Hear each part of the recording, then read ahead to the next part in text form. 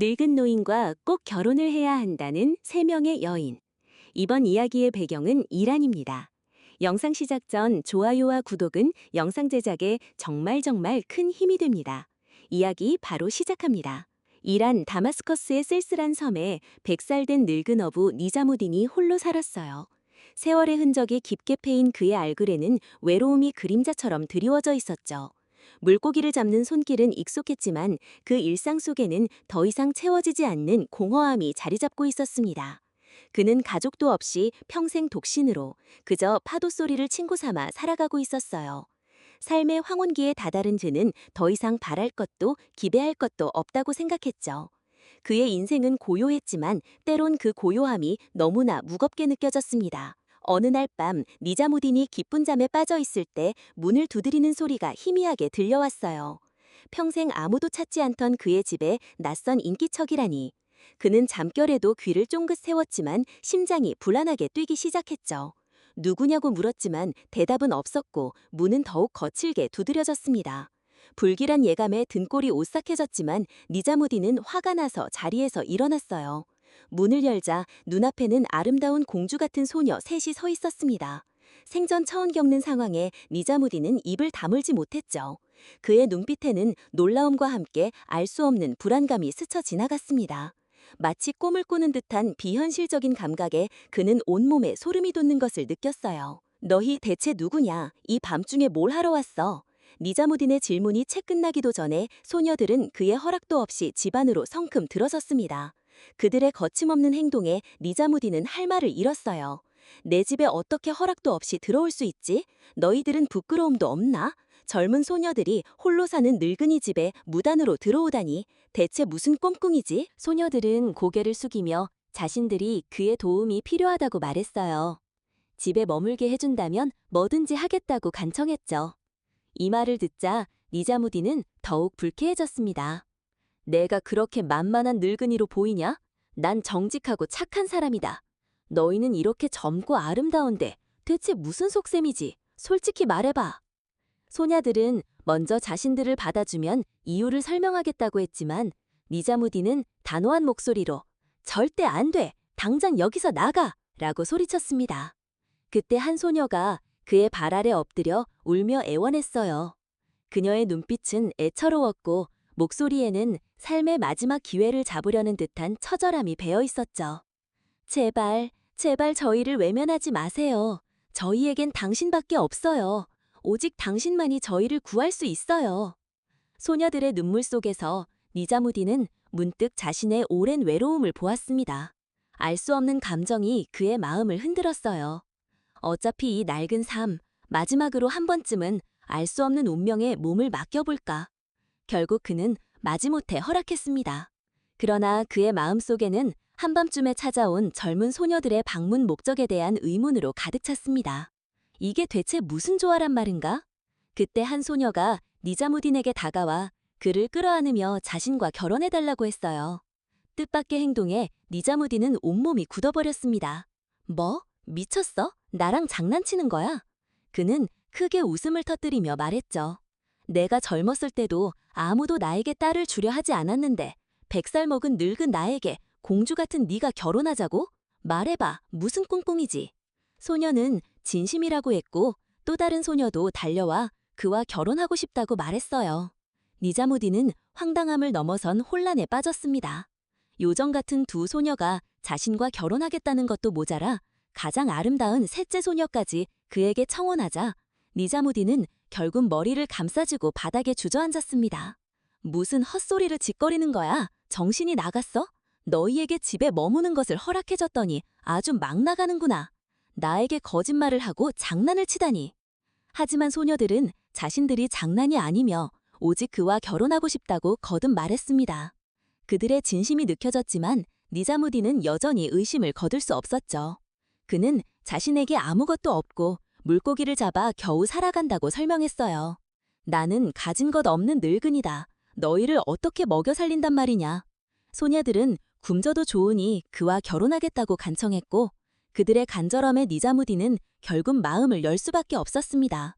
그렇게 허름한 방에서 100살 늙은이와 새 공주 같은 소녀들의 기이한 결혼식이 치러졌어요. 밤이 되자 늙은이는 소녀들이 왜 자신과 결혼했는지, 그들의 속셈이 무엇인지 밤새도록 고민하다 잠이 들었어요. 다음 날 아침 그는 물고기를 잡으러 나갔지만 그 의문이 머릿속을 떠나지 않았어요. 정말 어떤 속셈이 있는 건 아닐까? 파도 한 번 한 번이 그의 의심을 깊게 만들었고 그물에 잡히지 않는 물고기조차 그의 의심을 부추기는 것 같았어요. 그날 밤 니자무디는 잠든 척하며 상황을 지켜보기로 했습니다. 한밤중 첫째 소녀가 조용히 일어나 자신의 팔찌를 부러뜨려 손목을 베고는 그 피를 늙은이의 발바닥에 바르는 것이었죠. 니자무디는 심장이 멎는 듯했지만 숨죽인 채 누워 있었습니다. 이게 꿈이 아니면 대체 뭐란 말인가? 내가 혹시 악몽 속에 갇힌 건 아닐까? 그는 아침에 반드시 진실을 묻겠다고 다짐했어요. 하지만 아침이 되자 발바닥에는 아무런 흔적도 없었습니다. 그는 자신이 꿈을 꾸었거나 착각한 것이라 생각하며 다시 바다로 향했습니다. 다음 날 밤 니자무디는 다시 잠든 척하며 경계했습니다. 한밤중 둘째 소녀가 일어나 같은 방법으로 다른 발바닥에 피를 발랐어요. 니자무디는 이마에 식은땀이 흘렀지만 움직이지 않았죠. 아침에 반드시 진실을 묻겠다. 그러나 아침에 발을 보았을 때 여전히 아무런 흔적도 없었습니다. 흔적도 피도 아무것도 없어. 내가 정말 미쳐가는 건가? 그는 혼란스러움에 중얼거렸습니다. 낮을 보내기도 힘들어졌습니다. 바다의 파도는 그를 부르지 않는 듯했고 그물에는 물고기가 잡히지 않았으며 마음의 평화는 누군가 훔쳐간 듯 사라졌어요. 세 번째 밤 니자무디는 다시 잠든 척했습니다. 한밤중 셋째 소녀가 일어나 혀를 내밀어 그의 두 발을 핥기 시작했어요. 니자무디는 온몸이 얼어붙는 듯한 공포에 사로잡혔지만 이 비밀을 알아내기 위해 움직이지 않고 모든 것을 지켜봤습니다. 세 번째 밤이 되자 그는 두려움에 몸을 떨면서도 이번에야말로 진실을 알아내겠다는 강박적인 집념으로 숨죽여 기다렸습니다. 아침이 되자 니자무디는 벌벌 떨리는 몸으로 소녀들을 불러세웠습니다. 그의 목소리에는 분노와 함께 깊은 두려움이 섞여 있었죠. 너희의 속셈이 뭐야? 밤마다 하는 짓을 다 봤다. 마녀냐? 솔직히 말해. 아니면 당장 쫓아낼 거야. 소녀들은 오해라며 자신들이 그에게 그럴 리 없다고 변명했습니다. 니자무디는 꿈이었나 생각했지만 마음 한구석에서는 여전히 의심이 가득했습니다. 며칠 밤낮을 고민하던 니자무디는 더 이상 참을 수 없었습니다. 그는 소녀들에게 가서 끓어오르는 분노를 담아 소리쳤어요. 여기서 나가! 너희의 음모를 다 알았다! 내 착각이라고 했던 모든 것이 사실이었어. 매일 밤 나에게 흑마법을 걸었구나. 젊은 너희가 늙은 나와 결혼하겠다고 고집부린 이유가 바로 이거였어. 당장 여기서 사라져! 소녀들은 눈물을 글썽이며 자신들이 밤에 한 일을 인정했지만 결혼은 진심이었다고 말했어요. 그들이 자신에게 보이는 것은 진실이 아니라며 지금 모든 비밀을 말하면 모든 것이 끝장날 것이라고 간청했습니다. 조금만 더 참아주세요. 저희를 쫓아내지 마세요. 곧 당신도 진실을 알게 될 거예요. 니자무디는 믿지 않았지만 소녀들은 단 하룻밤만 더 머물게 해주면 모든 것이 끝날 것이고 만약 지금 자신들을 내쫓으면 평생 후회할 것이라고 애원했습니다. 그들의 간절한 목소리에 결국 늙은이는 마지못해 하룻밤만 더 허락했어요. 다음 날 아침 니자무디는 소녀들에게 나가라고 했습니다. 소녀들은 마지막으로 할 일이 남았다며 그것은 그와 함께 해야 한다고 말했습니다.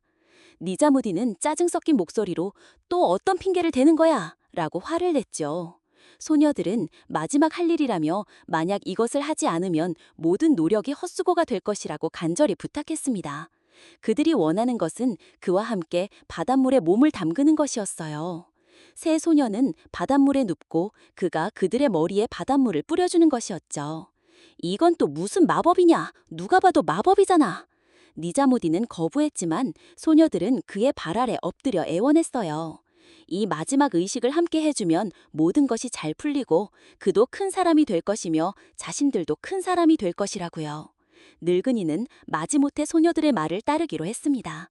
그저 소녀들에게서 벗어나고 싶었을 뿐이었죠. 니자무딘과 세 소녀는 바다로 향했습니다.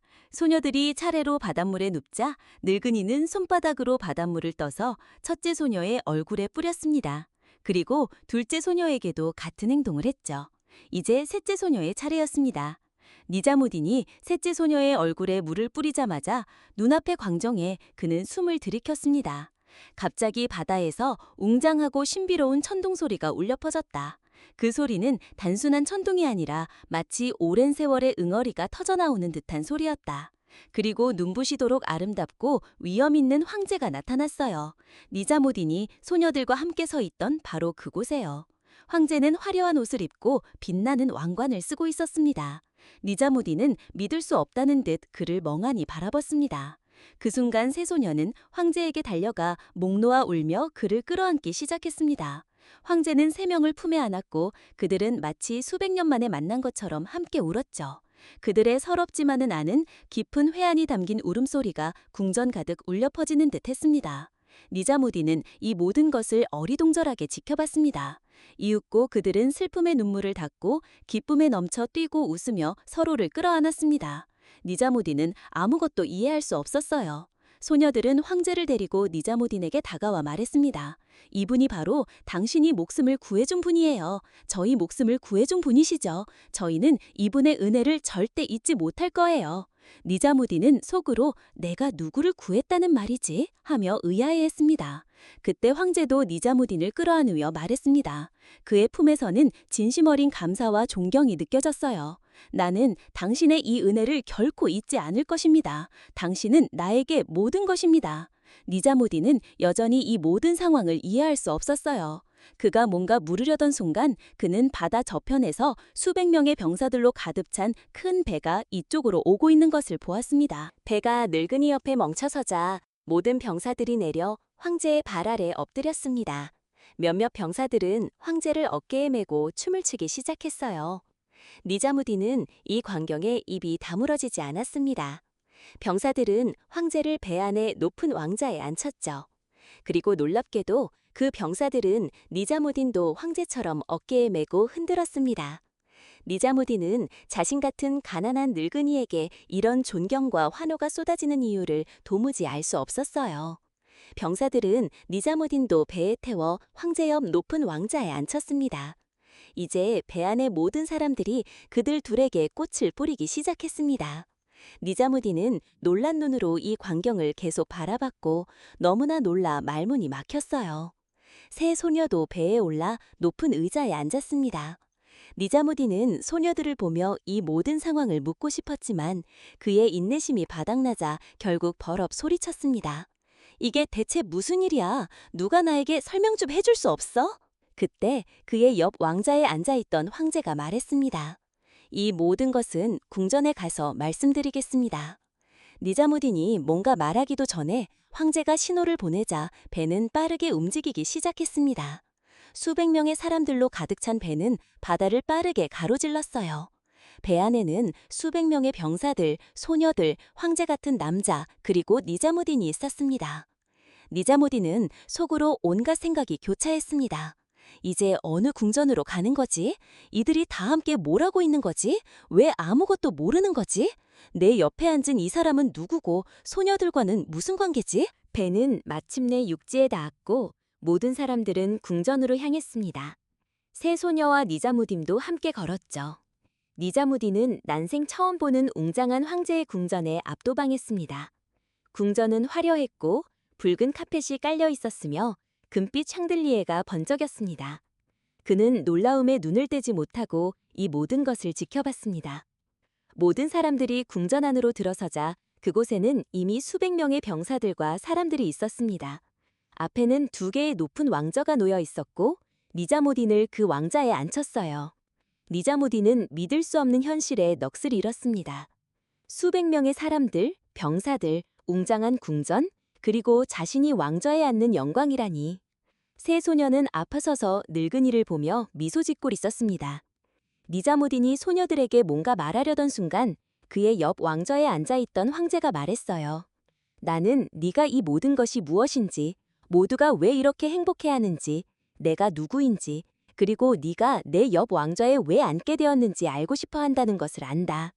그때 세 소녀가 황제의 말을 가로막으며 말했습니다. 아버님, 저희가 그 비밀을 말씀드릴게요. 니자무딘은 세 소녀를 바라봤습니다.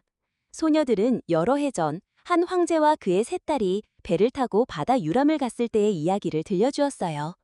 그때 그들은 아주 어렸고 황제는 거친 파도 속에서 그들과 놀고 있었죠.